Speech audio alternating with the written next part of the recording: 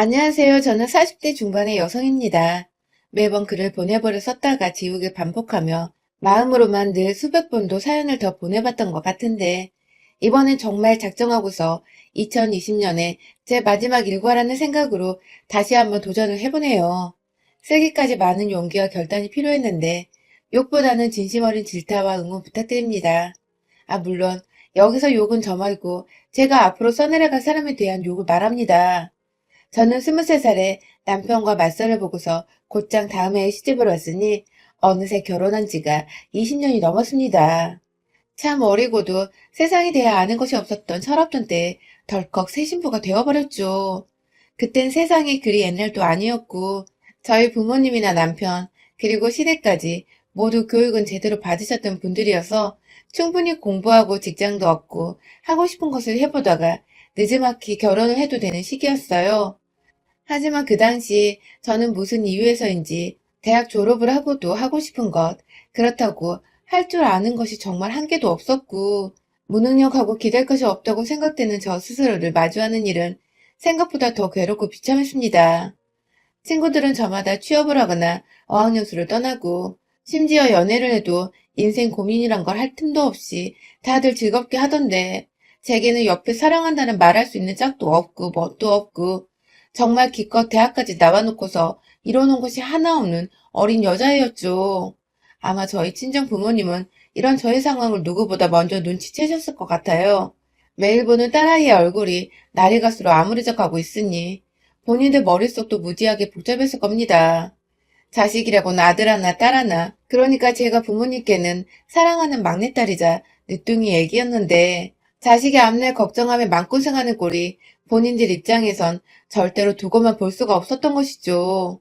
그때부터 저희 엄마는 미친 듯이 제게 남자친구를 만들어주고자 맞선 자리를 주선하고 다니셨어요. 더 정확히는 제가 결혼할 사람을 만나 그냥 시집을 가는 게 낫다고 생각을 하셨던 것이죠. 정말 안 만나본 사람이 없었습니다. 아빠가 개인 병원에서 페이닥터 일하시는 의사셨는데 그 덕인지 아빠와 같은 직종의 전문직 종사자들도 만나봤고 아빠 후배의 아들이란 사람도 만나봤고 그도 성에 안 차니 아예 직종을 바꿔서 인문계열 회사원이나 연구원 등 셀 수도 없이 많은 사람들을 무작정 끌려나가 만나봤어요. 여러분, 생각을 해보세요. 제가 겨우 20대 초반에 벗어났었는데 남자 보는 눈이 제대로 있었겠습니까? 그저 외모가 내 스타일이고 대화가 잘 통해야 이 사람이 최고네 하면서 금사빠처럼 빠져버릴 때였죠.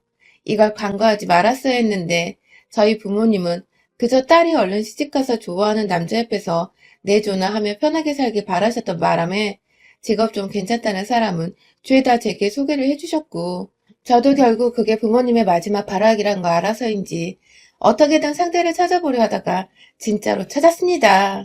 지금의 남편, 저와는 20년 함께 살고 있고 고생은 좀 했지만 자식도 셋이나 낳아서 지지고 볶고 잘 살고 있는 우리 신랑 말이죠.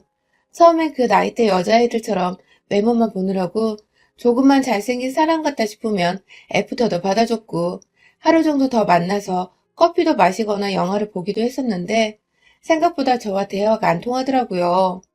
난 꼭 잘생긴 남편을 두고 싶은데 말이 너무 답답하고 통하질 않으니 저도 슬슬 시행착오란 게 이런 거구나 싶더라고요. 대학 졸업하고 나서도 쭉 맞선을 보기만 하길 2달 정도 되었나? 새로운 상대 만나러 나가는 길도 이젠 너무 부담스럽고 따분하기까지 하고 내가 그가 너무 겉모습만 봤나 싶어서 살짝 반성을 하던 그때 우리 남편이 나타났어요.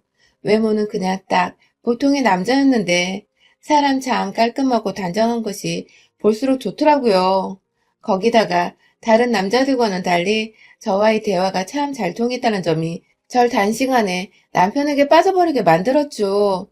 개그 코드가 똑같아서 지나가다 어느 취객이 트럼을 꺽 하고 지나쳤는데 그걸 기분 나빠해야 하는데 둘이서 웃겨 죽겠다며 길목 한가운데서 배꼽 잡고 웃은 것부터 시작해서 서로의 이름을 서로가 처음부터 잘못 알고 있어서 틀린 이름으로 부르다가 뒤늦게야 통성명 제대로 하고서는 또 그게 웃기다고 껄껄거리고 있고 한마디로 남이 안 웃는 지점에서 둘이서만 웃겨 죽으려 한다는 것 자체가 유머 코드가 아주 잘 통한다는 것이었죠. 그렇게 남편과는 처음부터 결혼을 전제로 한 맞선이었기에 연인이 되기로 한 후 곧장 결혼 준비에 돌입했고 그때부터 사귄 지 한 달도 되지 않았는데 서로의 부모님께 인사도 드리고 양가 부모님을 모셔놓고 상견례까지 치러버렸습니다. 애초에 양가 부모님도 저희가 결혼을 전제로 만나러 나간다는 사실을 아셨기에 크게 놀라실 것도 없으셨고 저희는 순식간에 척척 결혼식까지 완료하고는 정신 차려보니 신혼집에 들어가 있는 신혼부부가 되었어요. 분명 얼마 전까지 졸업 후 뭘 해야 할지 몰라서 답답해하고 있던 저였는데 참 인생은 한 치 앞을 알 수 없는 것이라는 걸 그때 전 몸소 체험할 수 있었죠. 그렇게 시집을 오니 참 좋았어요. 양가 부모님이 경제적 여유가 있어서 신혼집이며 새로운 살림의 시작 단계가 비교적 모두 다 수월했고 시부모님께서도 참 쿨하게 뭔가 신세대 같아 보였던 것이 시집 잘 갔다는 생각도 많이 들었었죠.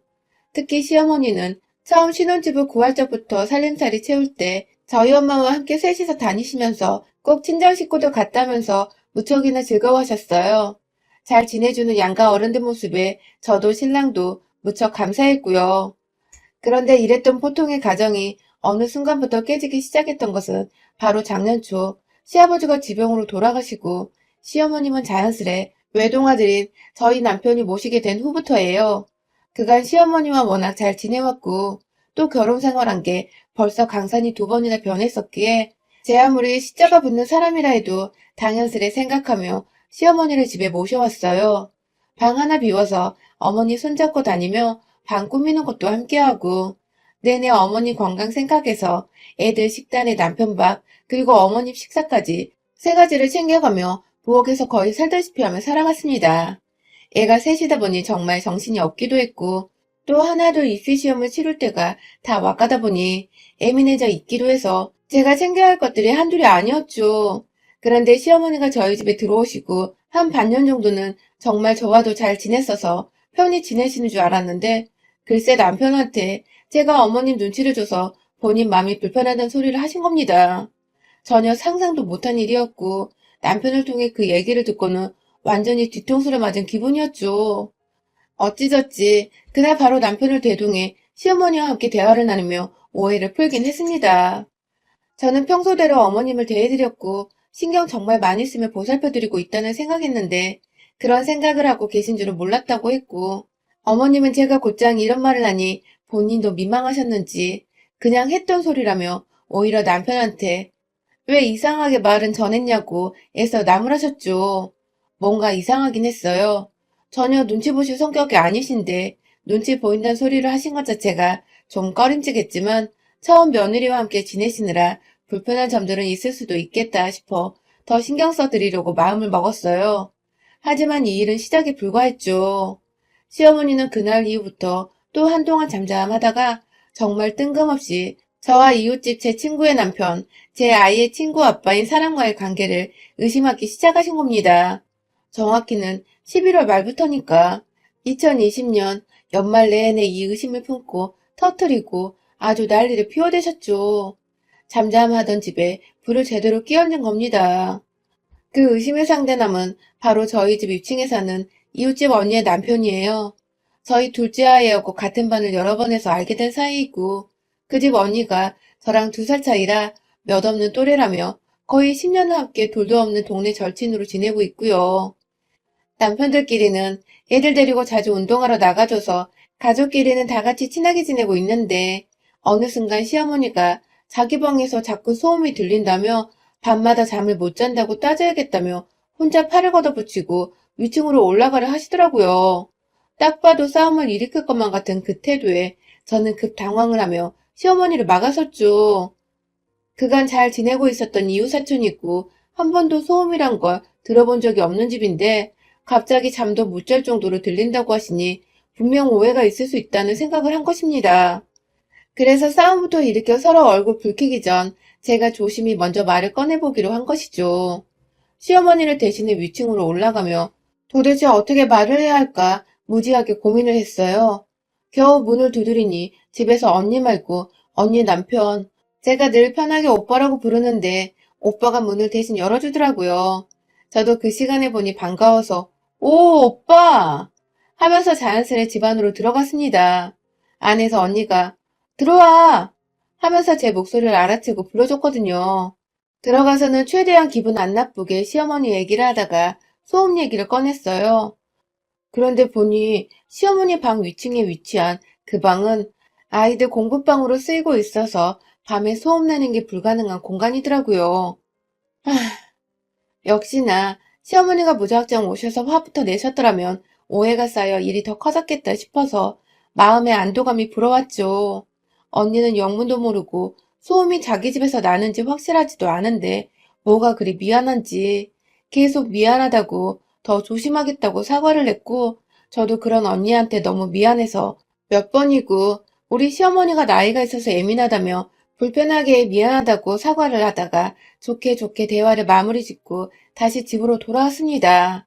그런데 그날부터 우리 시어머니는 제가 남자 있는 집에 들어가서 한동안 안 나왔다고 그 집 안에서 그 남자랑 무슨 일이 있었는지 모르겠다며 혼자서 미친 사람 마냥 제 불륜을 오해하고서는 막 혼자 뭐 그리 화가 났는지 한참 뚱해 계시다가 결국 그 오해를 혼자 안 풀고 그대로 동네에서 사귄 자기 지인들한테 다 전달을 해버렸더라고요.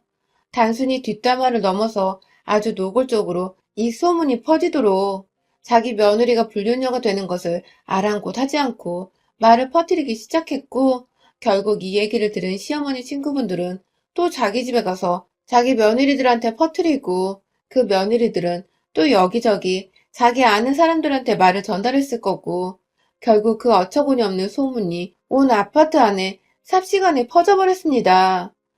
또한 처음 사실과는 다르게 제가 그냥 아파트 안에 어느 유부남과 사귀는 중이라고 집에 와이프 없을 때 안으로 들어가 유부남과 불륜을 저지르는 상간 전문녀라며 조심하라는 그런 어처구니 없는 소문이 정말 집집마다로 다 퍼져버린 것이죠. 정말 순식간에 소문의 당사자, 그것도 애가 셋이나 있는데 불륜의 당사자가 되어버린 이 황당하고도 기가 막힌 상황. 더 웃긴 건 전 이 소문의 주인공이 저인 줄도 모르고 그냥 제가 싫어 죽겠는 사람들이 저한테 티 안 내고 어느 미친년이라 돌려 말하며 소문을 전달해 주는데 전 그것도 모르고 혼자 맞장구를 치면서 별 또라이년이네 라고 했답니다. 저를 향해 또라이라고 하니 당시 소문을 전달해 주던 사람들은 얼마나 제가 가소롭고 미웠겠어요. 게다가 장을 보러 가거나 가끔 운동한다고 저녁에 막내 데리고 밖을 나가면 사람들이 인사도 안 받아주고 괜히 저를 한 번씩 더 흘겨보는 것만 같고 마스크를 써서 잘 모르겠지만 사람들 눈에는 제가 완전히 찍혀버린 것만 같았던 너무 기분 나쁜 일들이 연속적으로 일어났어요. 심지어 아파트 앞 마트 사장님은 물건 계산할 때 틱틱 던져가며 바코드를 찍어주시더니 급기야 카드 주란 말도 안 하고 카드를 받아 채가서는 결제를 하고 영수증 달란 말을 하기도 전에 제 영수증을 갈기갈기 찢어버리더니 쓰레기통에 던져버리시더라고요. 제가 황당해서 멀끔멀끔 쳐다보고 있으니 급기야 다음 손님 있는 거 안 보여요? 하면서 화를 덜컥 내버렸어요.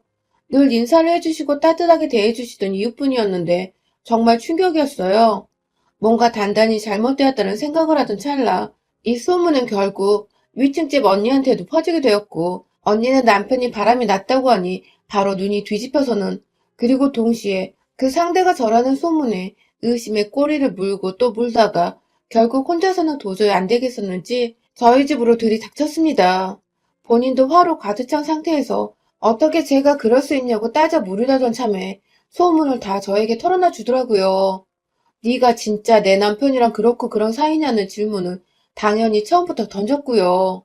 언니의 눈에는 의심으로 가득 찬 채 눈물이 내내 고여 있었고 저는 도대체 어떻게 그런 소문이 난지 모르겠다며 마지막으로 언니네 집에 간 게 저번 층간소음으로 찾아간 게 전부인데 어떻게 그러냐며 더군다나 언니네 남편은 맨날 출근하니 집에 있던 날은 그날뿐이지 않냐면서 저도 이 앞뒤가 안 맞는 소문이 도대체 어쩌다 났는지 모르겠다고 너무 억울해서 방방 뛰며 눈물을 흘렸어요. 애가 셋인데 소문 때문에 이제 어떻게 사냐고 애들도 아냐며 애들 생각에 눈물이 도저히 주체가 안 돼서 숨이 넘어갈 정도로 헉헉거리기까지 했네요. 제 얘기를 듣고 제 꼴을 보니 언니도 그제야 아차 싶었는지 그러고 보니 내가 진짜 말도 안 되는 얘기를 너랑 끼워 맞추고 있었다면서 입을 틀어 막더라고요. 언니는 남편이 소문 당사자니 이성적으로 생각할 겨를이 없어 눈부터 뒤집힌 건데 정말 주부인 자신이 내내 틀어박혀 살고 있는 집안에서 어떻게 자기 남편이 자기 없는 사이에 저와 불륜을 저지를 수 있겠냐며 우리 남편 그날 이후로 한 번도 월차를 쓴 적이 없다면서 오히려 그때부터 소문의 진상을 도대체 그 소문이 어디서 퍼진 건지 따져보기 시작한 거죠. 다행히도 소문의 진상은 쉽게 파악이 되었어요. 언니네 남편이 마지막으로 월차 써서 집에 있던 그날이 우리 시어머니가 소음 문제로 저를 위층에 올라가게 한 그날인데, 그날 시어머니 눈에는 제가 남자가 문 열어주는 집 안으로 들어간 것으로 보였을 수도 있었기에, 단번에 시어머니가 의심이 되기 시작한 건데요. 둘이서 아예 작정을 하고서 소문의 꼬리를 물러다녔어요. 언니는 언니대로, 저는 저대로 소문 전달해준 사람 찾아가 물어보고, 또 물어보고, 심지어 마트 아줌마한테까지 찾아가서 소문을 어디서 들었냐고 다짜고짜 캐묻기 시작하기로 꼬박 4시간 정도 되었나?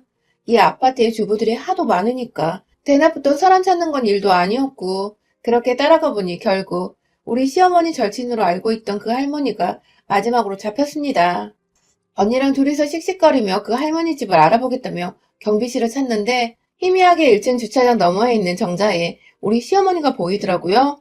저도 모르게 무작정 정자로 뛰어가니 어머니 친구분이 그 할머니도 같이 계셨어요. 우르르 한두 명 아니고 비슷한 또래의 서너 분이 더 앉아 계셨죠. 단번에 우리 시어머니 며느리란 거 알아챈 그분들은 어머머머머 하면서 저한테 삿대질하며 전현이 왜? 하면서 제가 여기 왜 왔냐고 따져 물으시려 하더라고요. 그 꼴을 보자마자 그 할머니를 억지로 일으켜 세워 저도 모르게 소리를 질러댔어요. 제가 바람핀다고 누가 그랬어요? 제가 유부남 집에 들어간다고 누가 처음 말했어요? 하면서 오가는 사람들 급기야 경비실 아저씨까지 따라와 말릴 정도로 막 난리를 피워대며 헛소문 퍼뜨린 죄로 경찰에 무고죄를 신고할 거라고. 이거 멀쩡한 사람 명예훼손 한 거예요. 알아요? 하면서 저도 잘 모르는 법을 들먹이며 경찰이고 고소고 막 험한 말들을 꺼내니 이 노인은 겁을 덜컥 먹고는 몇 번이고 우리 시어머니를 번갈아 쳐다보다 결국 지그시 손가락 하나 치켜들더니 시어머니 가리키면서 그러더라고요. 너그 집에서 나온 소문은 왜 나한테 그랴? 하면서 그 말은 다 우리 시어머니한테서 들었다며 결국 이시직고를 한 할머니. 아, 그 자리에서 사람들 보는 앞에서 소란스럽다고 하나둘 정자 쪽을 내다보기 시작한 주민들이 베란다 곳곳에 보이는 와중에 시어머니 멱살을 끌고 잡아 나왔어요. 그대로 맨발로 끌려오는 시어머니고 뭐고 사람들이 웅성웅성 거리는 소리가 들리건 말건 상관없이 그냥 오로지 제 상황, 제 기분 생각하며 질질 끌고서는 집 안까지 들어왔죠. 소파에 내팽개쳐놓고는 술 처마셔서 그런 소리 하고 다녔냐고 물어보니 처음엔 자신은 모르는 일이라며 계속해서 잡아떼는 겁니다. 저번에 남편한테 제가 눈치 준다고 이간질을 했을 때부터 낌새를 알아차려야 했는데 이제 보니 아들과 한 집에서 살며 아들 사랑 독차지하고 이왕이면 피 안 섞인 며느리는 좀 떨어져 나가줬으면 좋겠다 싶으셨나 보더라고요. 어디서 시어머니한테 무리하게 구냐며 저희 친정엄마까지 언급하면서 버르장머리 없어서 싹수가 노란 줄 진작에 알았다며 궁시렁대던 시어머니는 급기야 니년이 남자가 문 열어주는데 들어가서 안 넣어놓고 왜 나한테 지랄이야? 하면서 본인이 결국 그 소문을 낸 당사자인 것을 그러니까 그날 층간소음 해결하러 올라가는 저를 보고서 오해를 했다는 것을 시인하더군요. 그 순간 저도 모르게 욱해버렸는데 확 뺨이라도 때려버리려다가 바로 옆 찬장에 있던 와인병 하나 꺼내들어서는 시어머니 정수리 위에서 들이부어버렸습니다. 한참 들이붓다가 그러니까 당신이 그 소문을 낸 당사자라고?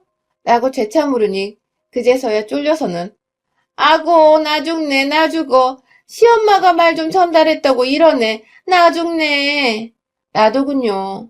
손주들한테 미안하지도 않은지 애엄마가 불륜 전문료로 낙인이 찍혔는데 말 좀 전달했다는 시어머니 가만둬선 안 되겠더라고요. 한 병 더 들이부으려고 가장 저렴한 와인 하나 찾으려는데 어디선가 구수한 육수가 제 뒤에서 시어머니를 향해 철푸덕하고 와장창창 부어져서는 콸콸콸 시어머니 몸을 타고 바닥으로 흘러내리기 시작했습니다.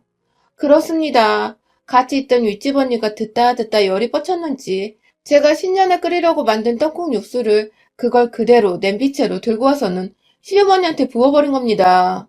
시어머니 정수리 위에 한두 마리 올려져 있던 통멸치부터 시작해서는 다시마 조각부터 아주 구수한 육수 향이 스멀스멀 올라오더군요. 그리고 저는 그런 시어머니께 말했습니다. 나가서 이 아빠 들어올 때까지 아파트 입구에 서서 제 소문에 대해 해명하라고 말해줘. 물에 홀라당 젖은 시어머니한테 이불 한 포 덮어줬어요. 그리고는 바로 1층 아파트 현관문 앞으로 내보냈죠. 집에 돌아와서는 언니한테 빌린 상자 위에다가 A4 용지를 다다닥 붙여서는 그 위에 글도 적었습니다. 내가 며느리 엿먹이라고 불렸냐라고 헛소문낸 당사자입니다. 며느라 미안하다. 아들아 미안하다. 윗집 부부 미안해요. 하고 말이죠. 언니랑 어찌나 협동심이 좋던지 진짜 순식간에 박스 위에다가 화이트 보드지처럼 글씨까지 완성을 했습니다. 1층 가서 시어머니 품 안에 건네주고 테이프로 어깨에 박스와 붙여 고정을 시키니 제법 그럴싸했어요. 오다 가다 사람들이 무슨 일이냐고 막 쳐다보기 시작하고 글을 읽더니 감이 왔는지 수근수근 대더니 또 시어머니 꼴에 웅성웅성 거리고 그런 사람들 앞에서 헛소리 내면 다음엔 우리 시어머니 말고 당신들 꼴일 줄 알아. 하고는 이왕 시어머니 엿먹인 쌍년이 된 거 완전히 이 구역에 미친년은 나다 하는 광고까지 해놓고는 집으로 씩씩하게 걸어 들어왔습니다. 그날 시어머니는 진짜 추위에 떨며 저 대신 밖에서 소문에 대한 진상규명 퍼포먼스를 펼쳐주시다가 제가 보고 한 시간 후에 집으로 다시 데려왔어요. 이미 동네 사람들도 볼 꼴 다 봤고 시어머니는 추위에 벌벌 떠면서 저한테 하는 첫마디가 그거더군요. 내가 앞으로 잘할게. 라고 말이죠. 겁 제대로 먹은 시어머니와 아직 소문에 대해서도 저와 시어머니 사이에 무슨 일이 있었는지도 모르는 남편은 아무렇지 않게 제가 다시 만든 육수와 함께 버무려진 떡국을 시원하게도 들이부었습니다. 시어머니는 왜인지 입맛이 없다면서 멸치 육수로 만든 떡국을 끝까지 거부하시며 쓰라린 배를 부여잡고 방으로 들어가셨고요. 참 세상은 코로나로 정신없는 와중에 저는 시어머니 하나 때문에 소문으로 별일을 제대로 겪은 연말이었네요. 뭐 결론은 소문도 제대로 규명을 하고 시어머니 정신 똑바로 차리게 함과 동시에 동네에 한 번만 더 제 소문 이상하게 내고 다니면 다 가만 안 두겠다고 벼러주기까지 했으니 앞으로 저를 향한 욕 나오는 소문은 절대로 없을 듯 합니다. 아, 물론 저 무섭고 독하단 말들은 괜찮아요. 차라리 그러면 사람들이 무섭다고 함부로 입 밖에 오르내리지 못할 테니까요. 벌써 혀 내두르며 입 꾹 다문 동네 아줌마들이 한둘이 아니랍니다. 무섭다는 소문이 불륜 전문녀라는 소문보다는 정말 100배, 1000배 나으니까요. 여러분의 생각은 댓글로 남겨주세요. 오늘도 시청해주셔서 정말 감사합니다.